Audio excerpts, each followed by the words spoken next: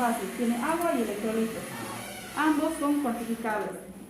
Bueno, los electrolitos sobre todo tienen implicancia clínica. Acá en este tema vemos mucha implicancia clínica en relación con patologías. Los electrolitos tienen que mantenerse, tienen rangos muy cortos de normalidad. Entonces nosotros debemos mantener nuestro potasio, el sodio, el bicarbonato, el calcio, el magnesio en esos rangos para no sufrir alguna patología. Por ejemplo, cuando corren un maratón los atletas, los futbolistas o que están haciendo un deporte por más de una hora, ¿qué pasa con las piernas? ¿Qué empiezan a sentir?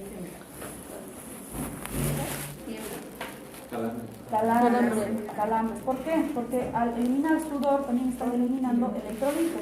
¿Y con qué se hidratan? Con agua. Entonces solamente el H2O, pero no están tomando electrolitos. No están tomando electrolitos. Entonces lo que se debe hacer, lo que es correcto más bien es... Carolina, estás en clase. Si tienes una emergencia puedes salir.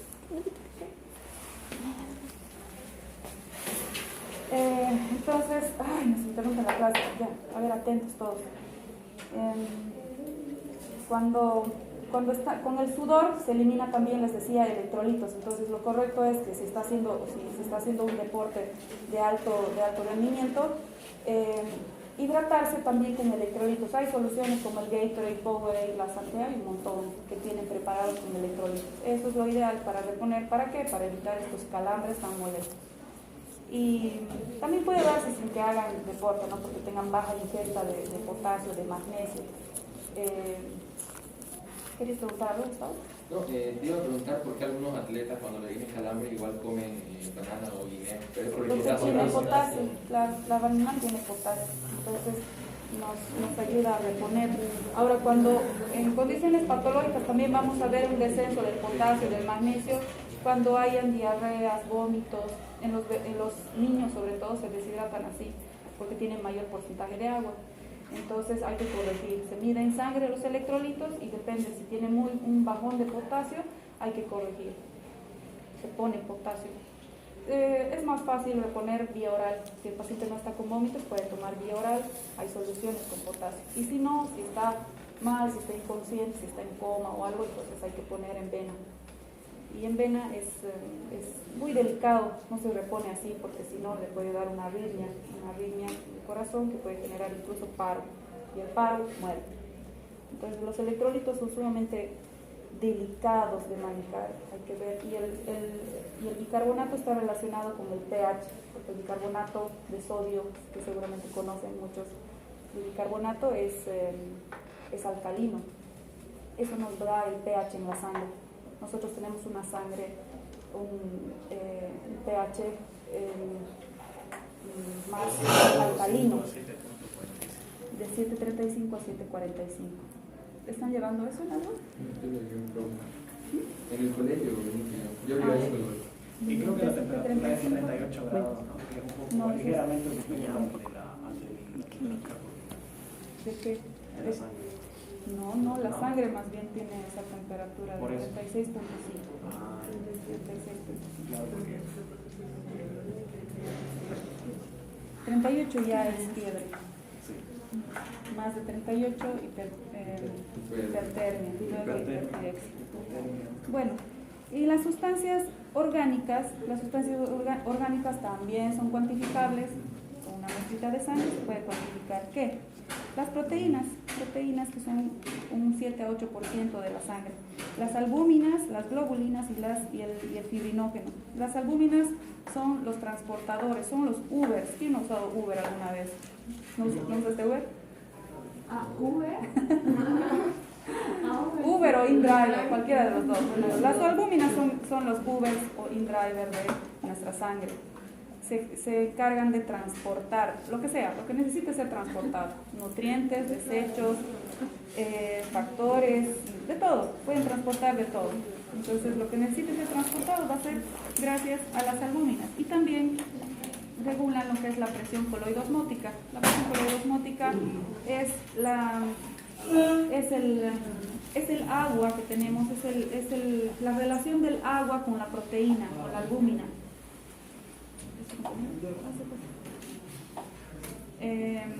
La albúmina, como es proteína, estira agua, para que entiendan la presión coloidosmótica en palabras sencillas, porque luego en fisiología seguramente ya se les va a complicar la vida. La albúmina entonces es la proteína que estira el agua y es la que mantiene en su lugar en el intravascular el agua, ese 91 a 92% de agua que tenemos. Cuando la albúmina baja, lo que pasa, la albúmina puede bajar ya sea porque se está excretando albúmina por el riñón o porque el hígado falla, porque las albúminas son sintetizadas por el hígado, si el hígado falla o si el riñón falla, o si finalmente no estamos ingiriendo en la ingesta, no tenemos mucha proteína, porque la albúmina es proteína, entonces bajan esos niveles de albúmina en sangre. ¿Y cómo se va a traducir en el cuerpo? El agua, acuérdense de la frase de cuando el gato no está, los ratones hacen fiesta. Cuando la albúmina baja, el agua se sale al extravascular.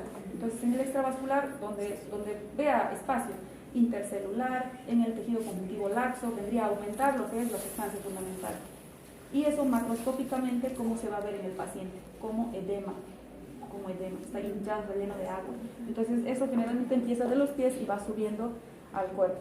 Y cómo se diagnostica en un examen físico, en el examen clínico, sin necesidad de ver un laboratorio, nosotros vamos a ver que las albúminas están bajas cuando hacemos una impresión en el pie y vemos que se forma una impresión, ese es el edema, entonces vemos que se forma una impresión y contamos más o menos cuánto tarda, si tarda mucho, en volver a estar turgente.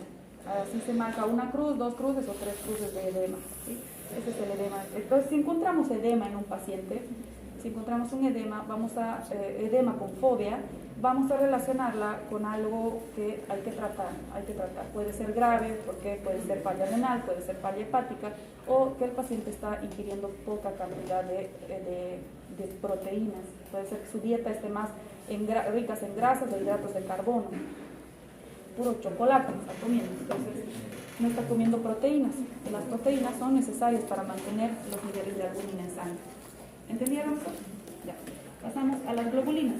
Las globulinas son proteínas también que van a ser de 2 tipos, inmunoglobulinas y las no inmunitarias. Entonces las inmunoglobulinas van a estar encargadas precisamente de la inmunidad. Y esto ya vimos, sabemos quién las sintetiza. ¿Quiénes sintetizan las inmunoglobulinas? Vimos el tejido conjuntivo, un tipo de célula que tenía forma de pera. Los pericitos no tienen forma de pera, están como un anillo, están volviendo al vaso. Las peracitas, no.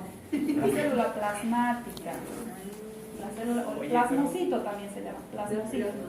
Van a ser las que sintetizan los 5 tipos de inmunoglobulinas necesarios para nuestra inmunidad. Y las no inmunitarias son varias, se van a encargar del transporte de cobre, del transporte de hierro, importantísimo el transporte de hierro para poder sintetizar, es uno de los componentes que se utiliza para poder sintetizar glóbulos rojos. Los glóbulos rojos sin hierro bajan y se da la anemia ferropénica, que es una de las anemias más comunes que tenemos por falta de consumo de hierro. Nosotros consumimos el hierro en las carnes, en el pescado, en las hojas verdes, por ejemplo en la espinaca, en la selga, en todas las hojas verdes que sean de color fuerte, no en la lechuga, sino en el color de las espinacas. En esas también tenemos gran cantidad de hierro. Hay personas que escogen verduras, no comen y se les baja los niveles de hierro y también sus reservas. Y de esa manera empiezan a bajar su producción de eritrocitos y se traduce como anemia ferropénica. Y el tratamiento es dar hierro. Entonces, estas globulinas no inmunitarias se encargan de eso.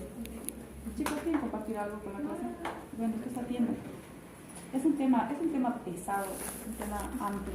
El fibrinógeno, por último. El fibrinógeno es una proteína soluble en sangre que va a participar en la formación del trombo, en la coagulación de la sangre. El fibrinógeno viaja como soluble, pero luego se vuelve insoluble cuando por un estímulo se convierte a fibrina. La fibrina son como fibras que vimos en tejido conjuntivo, así, solo que se entrelazan, forman una red la red atrapa las plaquetas y forman el trombo que va a ir a obstruir lo que le dé la gana.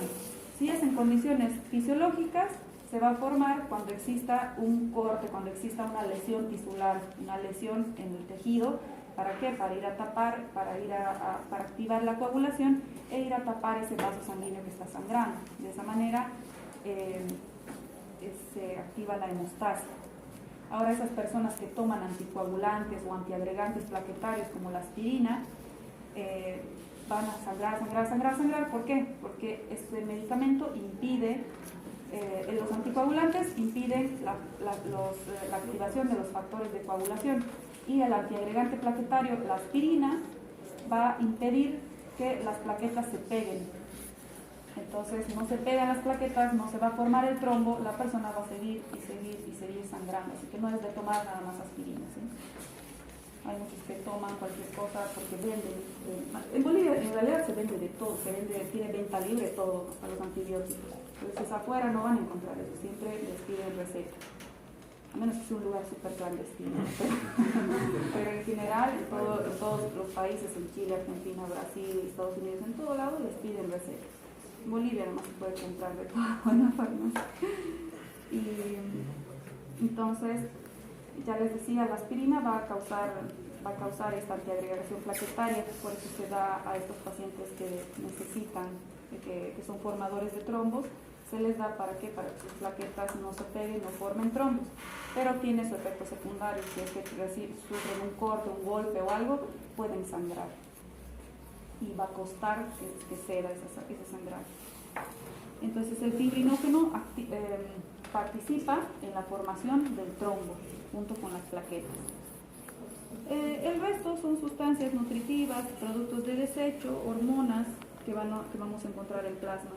Y como decía Gustavo, el plasma que no lleva factores de coagulación, si a este plasma le sacamos los factores de coagulación, se denomina suero. Pregunta de examen. Las células de... Pasamos a las células. Las células de la sangre vamos a encontrar... Primero vamos a ver esta imagen esquemática y luego la vida real. Entonces, los eritrocitos tenemos, ya les decía, esta forma, solamente hay un tipo de glóbulos rojos, estos eritrocitos, y luego tenemos 5 tipos de células blancas, de glóbulos blancos. Los glóbulos blancos, vamos a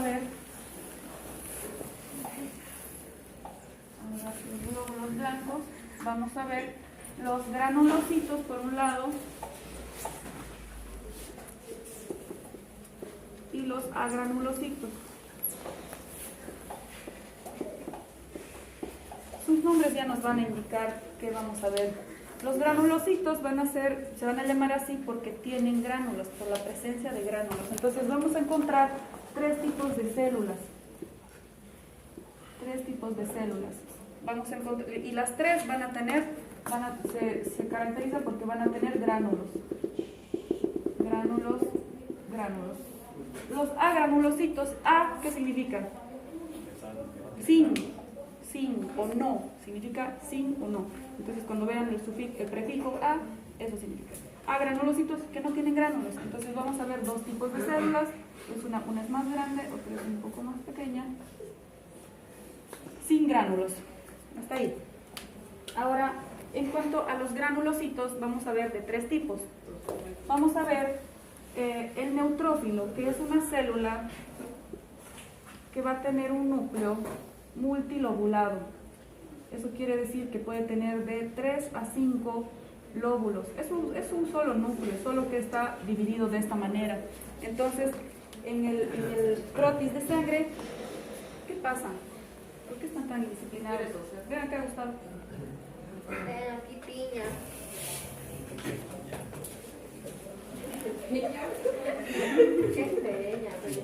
Si siguen así, vamos a suspender la clase y vamos a ver por avanzar.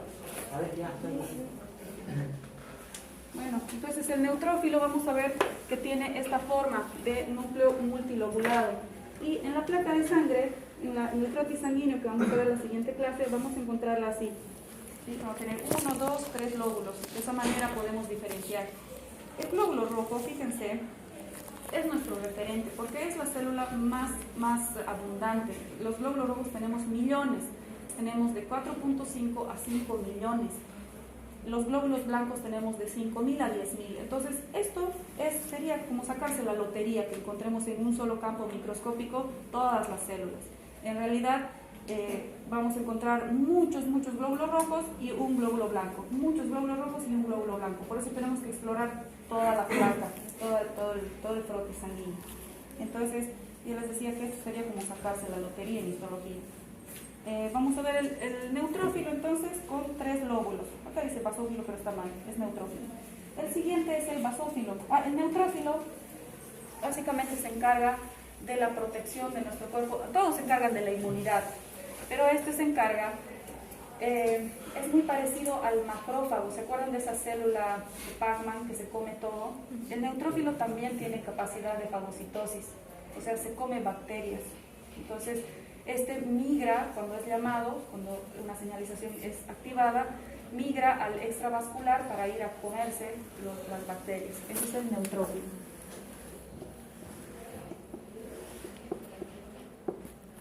Luego tenemos el basófilo.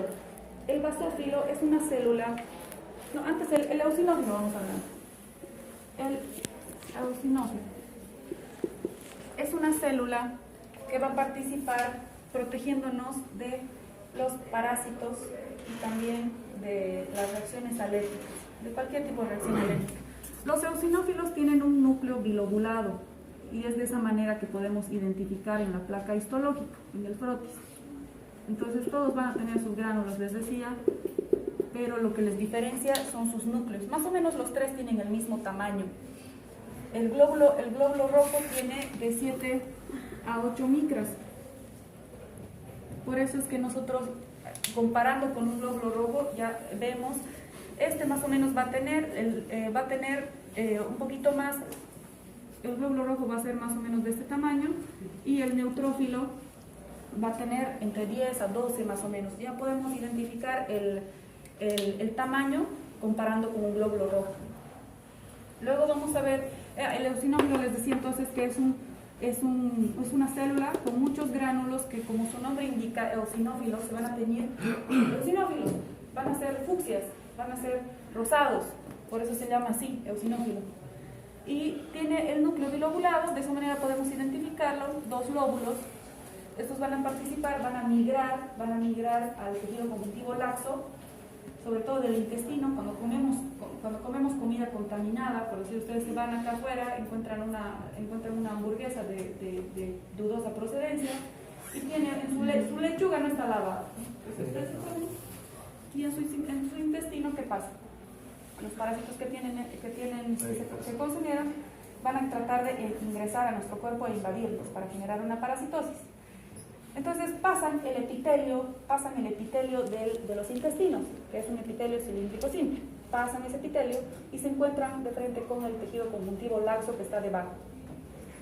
Entonces, debajo de ese, ¿se acuerdan, no? En el intestino, en una velocidad, vamos a encontrar su epitelio primero, que es este epitelio cilíndrico simple, y debajo de este vamos a encontrar el tejido conjuntivo laxo con células, y debajo de este vamos a encontrar el tejido conjuntivo denso. En este vamos a encontrar muchos vasos sanguíneos donde van a migrar, depende de la necesidad. Si está ingresando un parásito, no es un espermatozoide, es un parásito. Si está ingresando un parásito, pasa el epitelio y se va a encontrar acá con los vasos sanguíneos que ya van a llamar al eosinófilo. Llaman al eosinófilo, los eosinófilos se llenan acá y se van a parar como primera línea de defensa. Entonces estas células que tienen estos gránulos van a liberar sus gránulos. Sus gránulos van a contener en su interior neurotoxinas y sustancias citotóxicas que van a ir a paralizar al parásito. Van a paralizar. ¿Sí? Entonces se paraliza, entonces se va a morir, no puede comer ni nada, se va a morir. No lo fagocita, porque el eosinófilo suele ser más pequeño que el parásito. Entonces, aunque sea pequeñito, no se intimida, libera sus gránulos y lo va a matar. O sea, va a hacer que se paralice. Y si está paralizado, no va a poder comer, no va a poder hacer nada, no se va a poder mover, se muere. Se elimina. Pero si hay mucho más, o sea, si supera la cantidad de parásitos, comimos mucha comida contaminada, la cantidad de parásitos es superior a nuestro sistema de defensa, entonces ya este va a poder, aunque este esté muerto, capaz otros van a poder pasar, pasan a nuestro torrente sanguíneo o acá mismo, ¿no? Hay muchos que se quedan a vivir acá, como las yardias.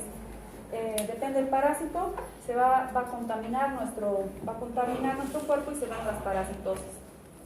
Conclusión, desparasítense, por lo menos una vez al año. Por lo menos una vez al año hay que desparasitarse, sobre todo las personas que comen en la calle. No, en serio. El eosinófilo entonces se ocupa de esto, ¿sí? De la protección en contra de los parásitos. Y el basófilo, por último.